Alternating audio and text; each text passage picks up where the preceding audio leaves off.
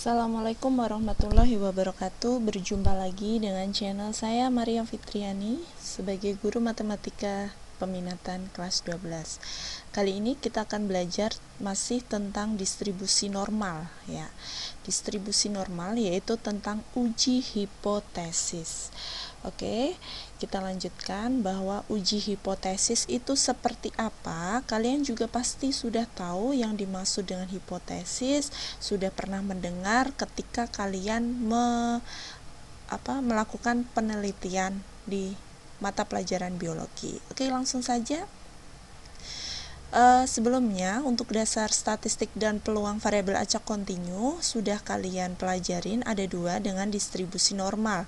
Kemudian yang selanjutnya yaitu uji hipotesis. Oke, kita lanjutkan untuk uji hipotesis. Apa sih hipotesis itu? Perhatikan, hipotesis merupakan jawaban sementara yang digunakan sebagai pemecahan masalah atau dugaan sementara yang mengenai populasi. Nah, di sini hipotesis itu apa? Hipotesis itu adalah dugaan sementara, berarti kita harus menduga atau mengangkat jawaban yang belum pasti. Lalu contohnya, Pak Ali, pejabat baru di Kabupaten A, mendapat laporan rata-rata UN matematika di kabupaten itu adalah 72. Nah, misalkan Pak Ali tidak percaya nih bahwa dapat laporan seperti itu. Jadi itu hanya dugaan sementara, bisa jadi yang kenyataannya itu memang kurang dari 72 atau memang lebih dari 72 atau bukan 72. Oke, kita lanjutkan. Nah, ini ya, jawaban sementara tersebut diuji menggunakan suatu proses yang disebut sebagai uji hipotesis. Selanjutnya, hipotesis yang dirumuskan sebagai suatu pernyataan akan diuji yang disebut sebagai hipotesis nol atau H0. Kemudian, jika H0 ditolak, maka akan mengakibatkan hipotesis lain. Nah, yang akan muncul hipotesis apa? Alternatif, yaitu H1. Sini. Nah, nanti kita punya hipotesis 2, yang pertama H0 sama H1. H0 itu apa? H0 itu nanti adalah yang akan diujikan.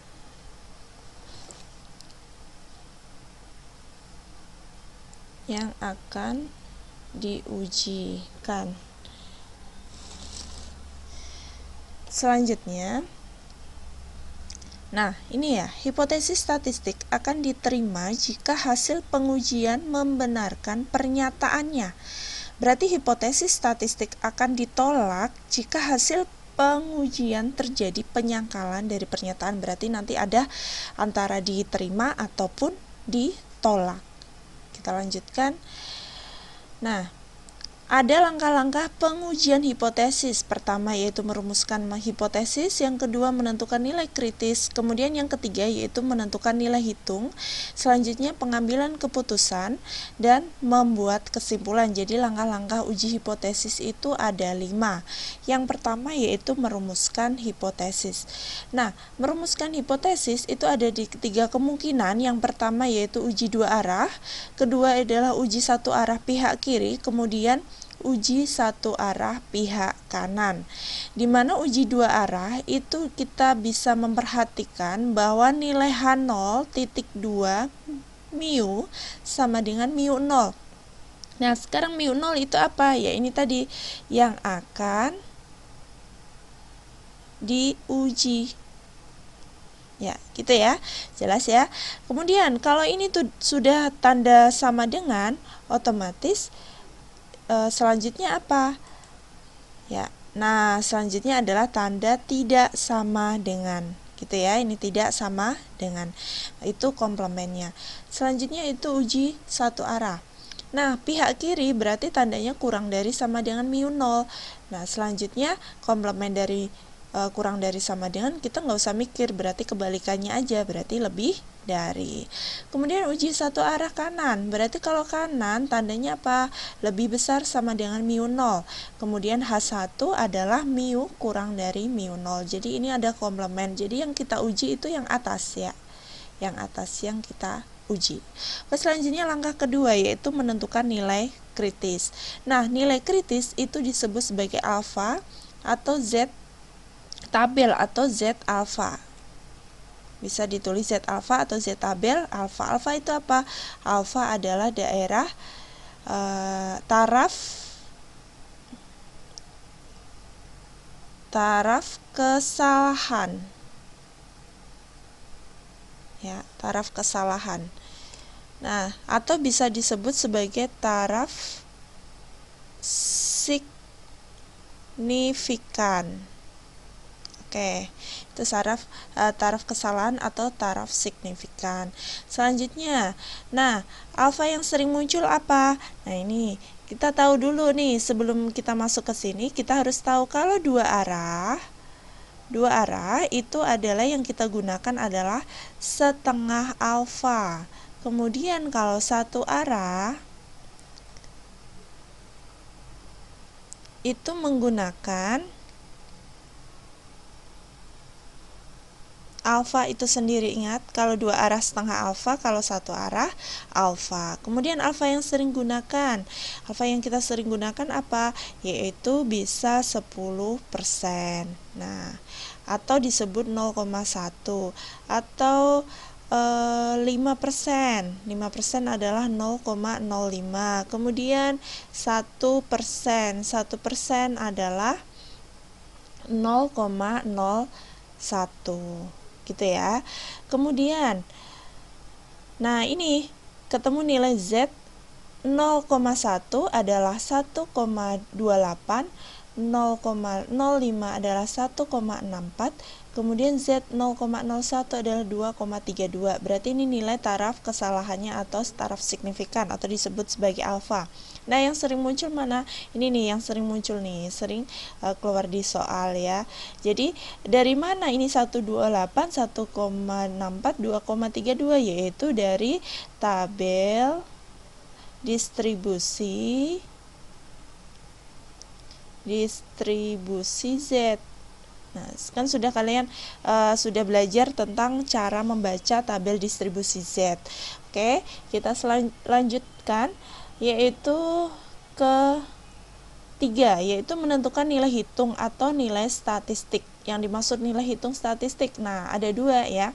Jika populasi berdistribusi normal dengan tau, ini adalah tau diketahui, berarti rumusnya Z sama dengan X bar dikurangi mu 0 dibagi tau per akar N. Nah, kalau tau ini diketahui, itu artinya posisinya di populasi, berarti menggunakan rumus ini. Tetapi jika populasi berdistribusi normal dengan taunya tidak diketahui, berarti menggunakan rumusnya sama, cuma bedanya kalau ini tau, ini S. Ini sama-sama tau. Kalau sama-sama tau itu untuk populasi, simpangan baku untuk populasi, kemudian S adalah untuk simpangan baku untuk sampel. Jelas ya? Oke, kita lanjutkan. Nah, keterangannya saya tampilkan nih untuk X rata-rata, mu 0 adalah nilai yang akan diuji, kemudian tau-nya simpangan baku pada populasi, S-nya simpangan baku pada sampel, N-nya adalah ukuran sampel yang diteliti. Oke, kita lanjutkan. Kemudian, langkah keempat yaitu pengambilan keputusan. Nah, bukan keputusan nih, salah tulis nih ya, keputusan harusnya. Pengambilan keputusan. Nah, pengambilan keputusan tadi kan ada 3 ya, ada 3 kemungkinan, bisa uji 2 arah, bisa uji 1 arah pihak kiri, atau uji 1 arah pihak kanan. Kalau uji 2 arah pihak dua arah itu kan tadi mu 0 sama dengan mu sama dengan mu 0, kemudian H1 adalah mu tidak sama dengan mu 0. Kalau uji 1 arah kurang dari sama dengan lebih besar. Kemudian uji 1 arah kanan, yaitu H0.2 mu lebih besar sama dengan mu 0 dan mu kurang dari mu 0. Nah, di sini ada yang pertama, yaitu saya siapkan terlebih dahulu uji 2 arah. Untuk uji 2 arah, namanya 2 arah berarti ada 2 daerah kritis ya. Ini daerah kritisnya karena ada 2. Nah, berarti kalau uji 2 arah seperti ini, yang di tengah adalah daerah penerimaan. Daerah penerimaan H0 gitu. Nah, yang saya arsir ini berarti daerah kritis, yaitu daerah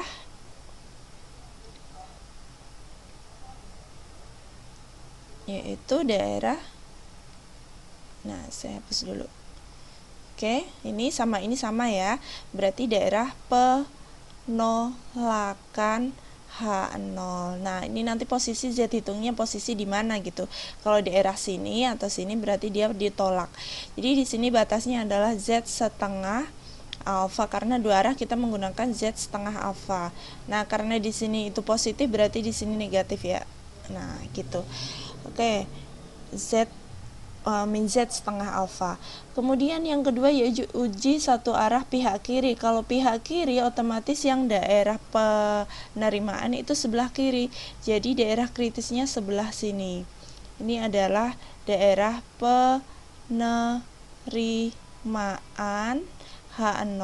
Kemudian ini adalah daerah penolakan H0.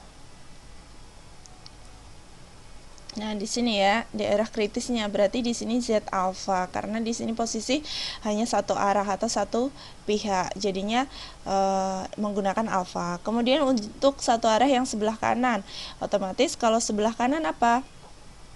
Ini tandanya lebih besar sama dengan, kalau lebih besar sama dengan sebelah kanan, jadinya yang penerimaan sebelah kanan. Nah, sebelah sini adalah daerah penolakan, berarti ini adalah penerimaan H0, kemudian ini adalah penolakan H0 gitu ya, jelas ya. Nah, bisa dilihat itu daerah kiri atau kanan. Oke, kita lanjutkan uji hipotesis yang terakhir. Langkah-langkahnya adalah membuat kesimpulan. Apa itu membuat kesimpulan? Nah, kesimpulan berdasarkan hipotesis yang dirumuskan.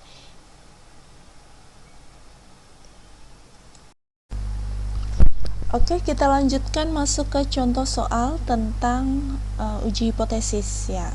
Apa yang harus kita uji? Nanti saya akan menjelaskan contoh soal biar kalian lebih paham seperti apa sih kita menguji hipotesis. Yang pertama yaitu sebuah mesin pemotong di sebuah pabrik digunakan untuk memotong logam dengan ukuran tertentu.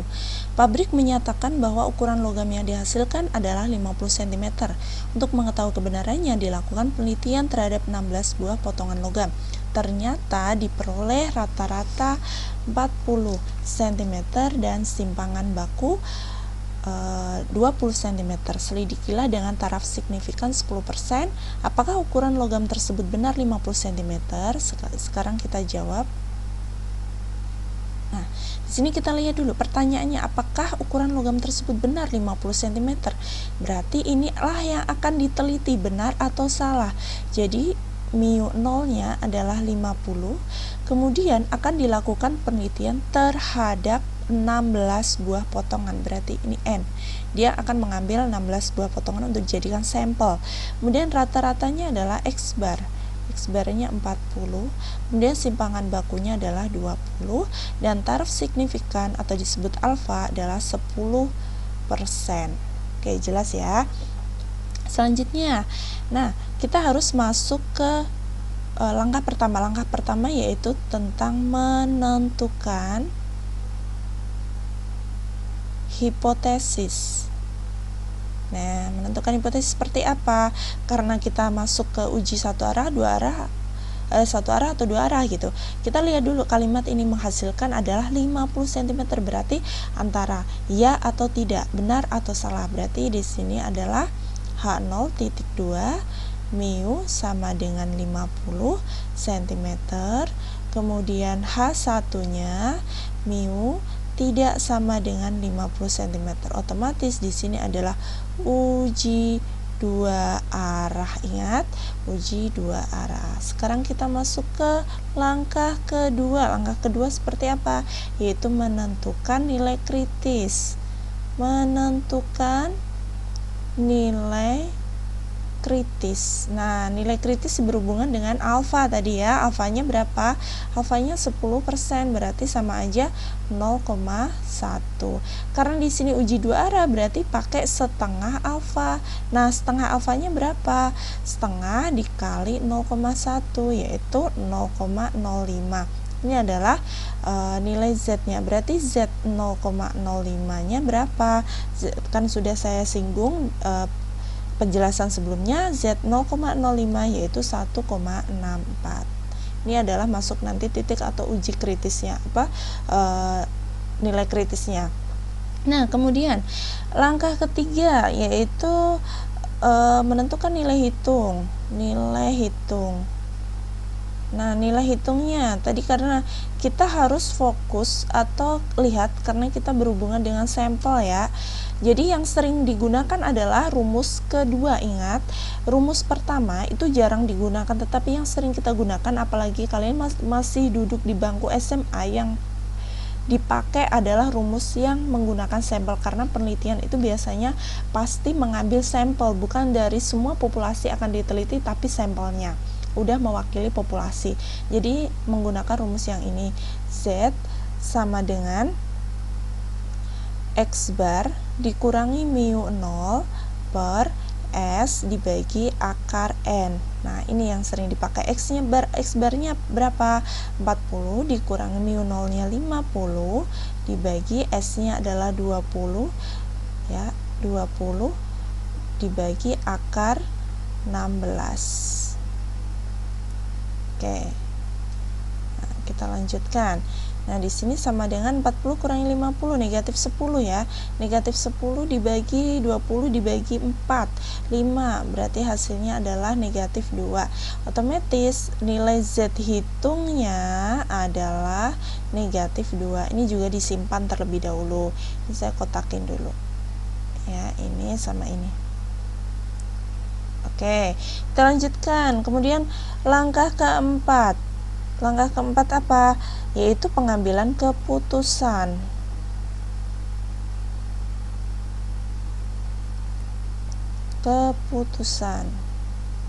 Nah, pengambilan keputusan kita gambar terlebih dahulu. Gambarnya seperti ini. Karena uji dua arah ya, posisi dua arah berarti ada dua nilai kritis, daerah kritis. Nah, daerah kritis saya anggap yang penolakan, berarti daerah karena di tengah itu yang penerimaan, kita tulis Z 0,05 berada di 1,64. Sebelah kiri dikasih negatif, sebelah kanan positif karena dia simetris sama. Nah, kita lihat posisinya negatif 2 ini. Negatif 2 ini posisi di mana? Oh, ternyata negatif 2 itu sebelah sini, Bu. Nah, kalau di sebelah sini otomatis dia H0 ditolak. Bu, kenapa H0 ditolak? Karena di sini adalah daerah penerimaan. Kalau yang saya arsir ini adalah daerah kritis atau disebut sebagai daerah penolakan. Jadi posisi negatif 2 ini posisinya ada di sini. Berarti H0 ditolak. Nah, langkah kelima adalah kesimpulan. Nah, kesimpulannya apa? Berarti kesimpulannya adalah H0 ditolak. Artinya, kita lihat dulu. Artinya apa? Berarti pernyataan ini tidak benar gitu ya. Jadi, pabrik menyatakan, jadi yang dinyatakan pabrik itu tidak benar gitu ya. Jadi, yang dinyatakan pabrik tidak benar bahwa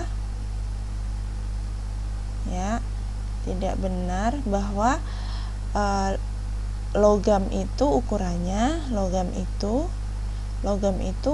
50 gitu. Logam tersebut ukurannya 50. Artinya logam tersebut tidak sama dengan 50 karena ditolak, karena H0-nya ditolak, bukan sama dengan, berarti dia masuknya H0 ditolak, jadinya masuknya H1, jadi tidak sama dengan 50 gitu ya. Artinya ini, itu kesimpulannya bisa Jelas ya? Itu contoh yang pertama. Oke, kita lanjutkan contoh yang kedua. Nah, seorang manajer produksi menyatakan bahwa isi sebuah susu kaleng sekurang-kurangnya 380 cm gram, 380 gram, dan tingkat signifikannya 1% dari pengambilan sampel secara acak 36 kaleng susu diperoleh isi rata-ratanya 378 gram. Dan standar deviasi sampel 10 gram apakah yang dinyatakan manajer tersebut benar, maksudnya gitu, apakah yang dinyatakan manajer tersebut benar gitu. Oke, kita lanjutkan. Berarti mu nolnya berapa? Mu nolnya adalah sekurang-kurangnya 380. Nanti kita buat uji hipotesisnya. Kemudian taraf signifikannya alfanya 1% atau disebut 0,01. Kemudian yang diambil secara acak n-nya yaitu 36 kaleng susu. Kemudian rata-rata adalah X bar 378. Nah, standar deviasi atau simpangan bakunya adalah S-nya adalah 10. Ingat ya, yang kita gunakan adalah rumus kedua. Kemudian langkah pertama yaitu menentukan rumusan hipotesis atau merumuskan hipotesis. Langsung aja ya, merumuskan hipotesis. Nah, yang merumuskan hipotesis apa? Pertama yaitu H 0.2 mu. Ada kata sekurang-kurangnya. Kalau kata sekurang-kurangnya apa? Berarti paling sedikit dong. Kalau paling sedikit harus lebih besar sama dengan 380. Jelas ya. Kemudian H1-nya apa? Mu 0. Kalau ini lebih besar sama dengan, otomatis ini adalah kurang dari atau lebih kecil. Nah, itu langkah pertama. Langkah kedua apa? Yaitu menentukan nilai kritis. Ingat, nilai kritis alfanya berapa? 1%, alfanya 0,01. Berarti karena dia uji satu pihak, yaitu pihak kanan apa kiri nih? Ini adalah pihak kanan ya. Uji satu pihak. Kalau uji satu pihak berarti dia menggunakan alfa 0,01. Jadi Z 0,01 itu berada di 2,32. Nah, sudah saya jelaskan sebelumnya. Kemudian langkah ketiga apa? Yaitu menentukan nilai hitung, menggunakan Z hitung ya. Menggunakan rumus Z hitung. Z hitung sama dengan tadi rumusnya adalah X bar min mu 0 per S per akar N. X barnya adalah 378 dikurangi mu 0-nya adalah 380 dibagi S-nya 10, N-nya 36, akar 36 atau 6. 378 dikurangi 380 berarti negatif 2 ya. Negatif 2 per 10 dibagi 6. 10 dibagi 6 itu saya tulis aja 10 dibagi 6 atau negatif 2 dikali 6 per 10, ketemunya negatif 1,2. Oke, kita lanjutkan. Kemudian langkah keempat yaitu ini langkah ketiga sudah pengambilan keputusan. Nah, pengambilan keputusan seperti apa? Kita gambar terlebih dahulu. Gambarnya seperti ini. Oke. Karena posisi di sini adalah lebih besar sama dengan 380. Nah, jadi lebih besar berarti uji kanan. Nah, titiknya di sini negatif 1,2. Ini adalah daerah kritis, daerah penolakan. Ini adalah penerimaan H0. Sini adalah penolakan H0 ya, penolakan ya. Jadi kita lihat dulu. Mohon maaf. Salah ya. Nah, uji kritisnya dilihat dari sini nih, mohon maaf, 2,32 karena di sini pihak kanan ya, pihak kanan lebih besar sama dengan berarti penerimaan H0 di sini 2,32. Ini negatif. Kenapa Bu negatif? Karena di sini posisi adalah pihak kanan. Nah, kalau di sebelah kanan sebelah kiri kan sama aja hasilnya 2,32. Cuma karena di pihak kanan sebelah kiri daerah kritisnya maka ditambahin negatif gitu ya. Sekarang kita lihat Z hitungnya. Z hitungnya adalah negatif 1,2. Negatif 1, berada di mana? Oh, di daerah penerimaan H0. Berarti H0 diterima. Jadi kesimpulannya adalah Pertanyaannya, apakah yang dinyatakan manajer tersebut benar? Ya benar, karena dia H0 diterima, ya posisi lebih besar sama dengan 360, ya sekurang-kurangnya, berarti jadi benar bahwa isi sebuah kaleng susu, ya, isi sebuah susu kaleng, isi susu kaleng itu lebih besar sama dengan 380 gram gitu. Nah, itu. Dan mohon maaf, selamat beraktivitas, semoga bermanfaat ilmunya. Assalamualaikum warahmatullahi wabarakatuh.